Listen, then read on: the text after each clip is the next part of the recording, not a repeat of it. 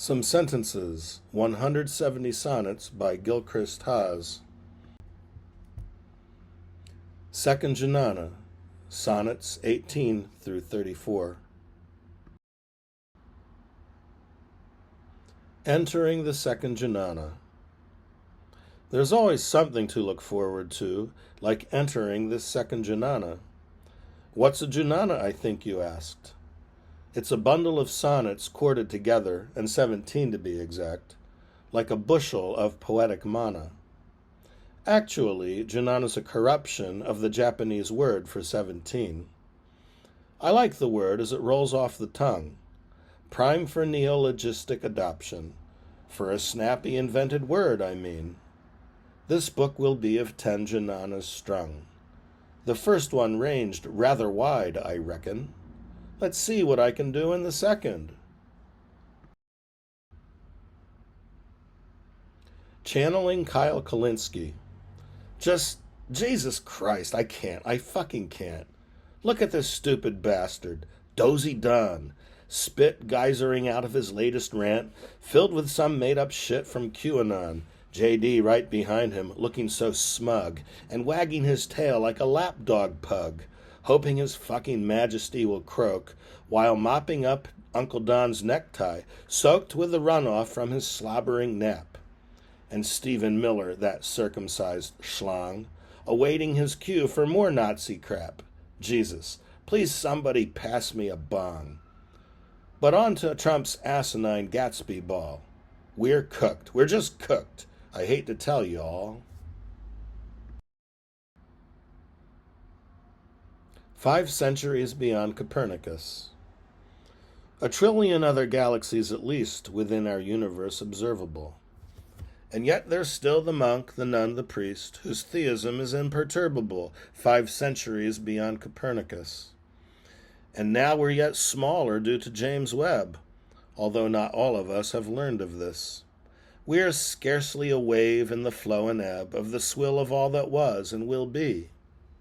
We humans often think it's only us, and impose on ourselves some penalty filled with fear, self-loathing, and animus for suggesting perhaps we're not alone, that our gods fall short of all that's unknown.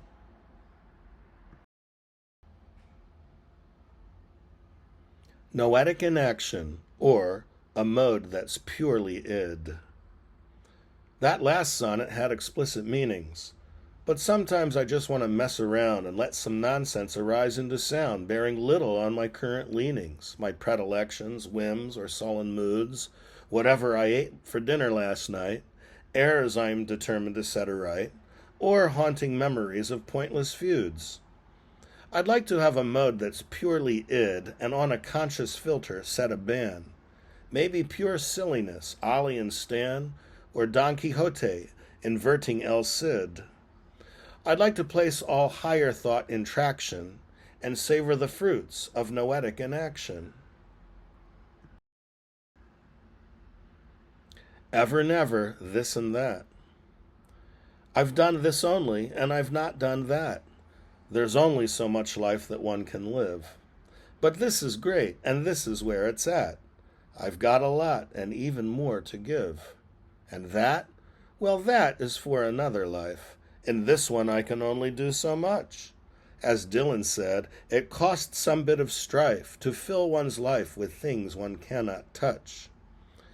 I've really no experience with that, and so I can't do more than speculate. Imagine what it must be for a gnat upon longevity to ruminate. And so I shall content myself with this, for that is what I'll ever, never miss. The Poems of Yesteryear.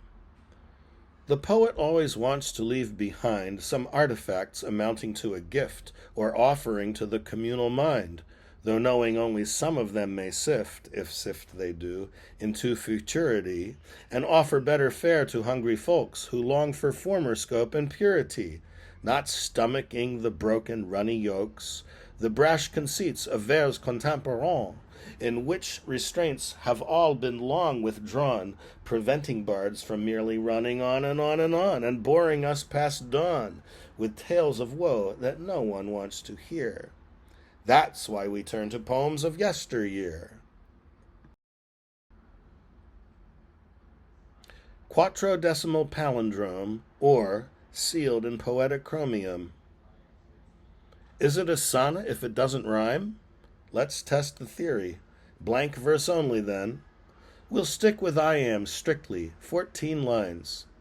I guess that there should be an argument to serve in lieu of sparks from flinted words that spider into lineated webs or grids that I call quattrodecimos. Such Latinate though paltry neologisms support my rise above the plebs to soar with kites and more patrician birds. What happens, though, is that a bard's intent gets caught in unprojected traps and mines and sealed in poetic chromium. The poet pulls his ruse off just in time. Tinsel and angels. Rhyme is an organizing principle. Poetry can't get too far without it. You can't have Christmas trees without tinsel and angels. There's no two ways about it. The ancients didn't rhyme, I understand. It came into English via the French. Normans brought them, and Anglos found them grand, a trove of love songs between wight and wench. Our modern troubadours all know this well, from Robert Johnson up through Sheryl Crow. Free verse and song will rarely move or sell. That Anglo Bowie's got a few, I know. See his 8-line poem from Hunky Dory. I wrote to him in youth. The bastard ignored me. The dual dependency of fun and disgust, or our mundane tour. Have you had enough fun in life? What's more, have you realized sufficient disgust? We get to know them on our mundane tour as yin and yang, John and Paul, boom and bust. It's true you've not lived if you've not known glee, a goodly modicum of it no less. A surfeit of joy will render you free, though you may vomit cleaning up your mess. I'm happy to have quaffed deep vats of both. We moderns are a rather lucky lot and consummate a double tendency. Enough may be enough, but I am loath to think one day I'll drain a final putt and lay to rest this dual dependency. Our era, the digital Pleistocene. We entered stasis in 2015. This era marks the end of history. Let's call it the digital Pleistocene. We're failing forward in epistrophe, having learned nothing from anamnesis, that cosmic loop in which once more we're stuck. Here comes Caesar again, and now Jesus, Adam and Eve who forgot how to fuck. By 2015, we all had smartphones, and that's when everything came to a halt. Our standstill is being mapped out with drones. Blame Gates and Musk, but it wasn't their fault. Maybe we'll speak again after the thaw, assuming we're neither long dead nor dumbstruck with awe. Banners of exuberance. Poetry's an act of exuberance. I only write it when I'm doing well. It's a gift, a happy protuberance on a column of the linguistic shell, to be opened on days I've lived life right, and boxed again when I'm doing poorly. I really only rise to fullest might in efforts to scrawl something enduring when I exclaim, "Damn, it's been a great day," and open up the box to let fly out these banners countering gloom and dismay, anxiety, grief, self-loathing, and doubt. Let mopier poets chauffeur their hearse. My exuberance seldom leads to paltry verse.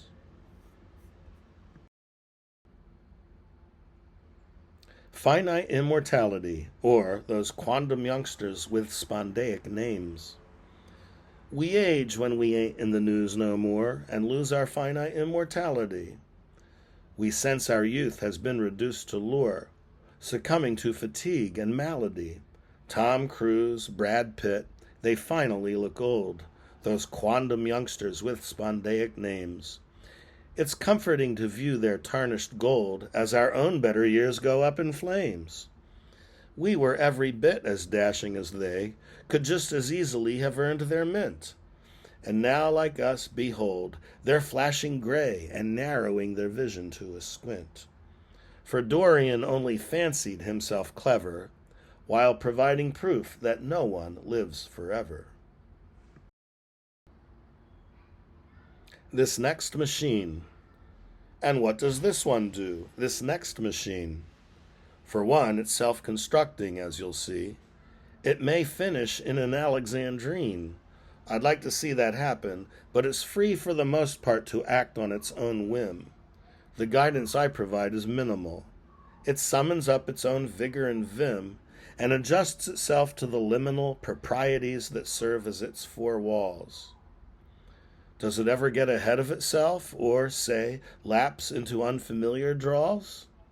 Of course, that's where I come in, though with stealth. It wouldn't do for it to know me well, and nor I it, for otherwise we'd break the spell.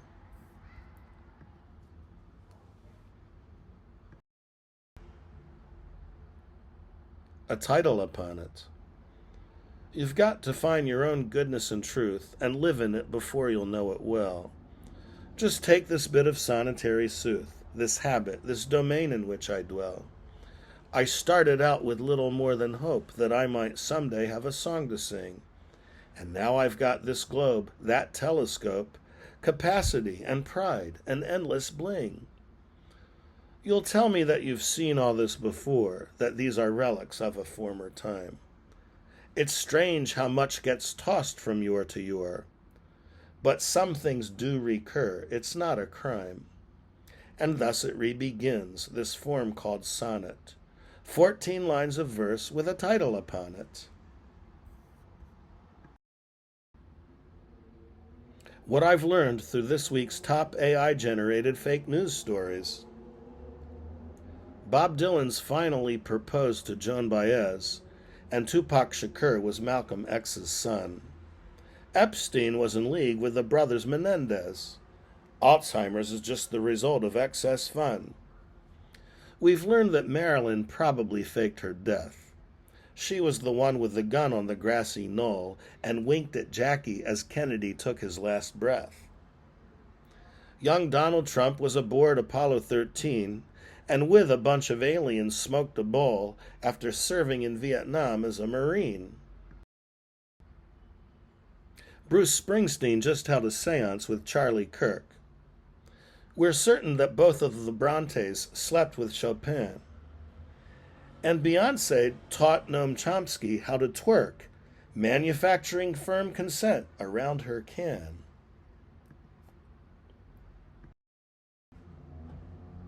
With faded ink. A feeling I'm recouping wasted time has often haunted me throughout my life, both when I sense I'm rising to my prime and when it's clear I'm falling into strife. I know I'm doing something that I need to do because I failed to do it then, some distant past when I was in the lead and something great was well within my ken. Perhaps a book to influence lost souls, or else some fabulous accomplishment to save my planet and its melting poles and win the hearts of my arrondissement. This failure's from a former life, I think. It's etched into my soul with faded ink. Exiting the second Junana. Each of the 10 Junana has a pair of doors, one at the front, the other in the back. Feel free to come in when it rains and pours. You'll find each one provides a cozy shack. Please sign your name in the entrance ledger. I like to get some sense of all my guests. Please note the ones that gave you special pleasure. And if you notice any dust or pests calling for custodial attention, just ring the little bell next to each book. It's challenging to mind each tiny nook. These 10 Junana form a merry mansion that domiciles this frozen mummery. I'll see you again in Junana number 3. And that was the second Junana from Some Sentences, 170 Sonnets by Gilchrist Haas, Sonnets 18 through 34.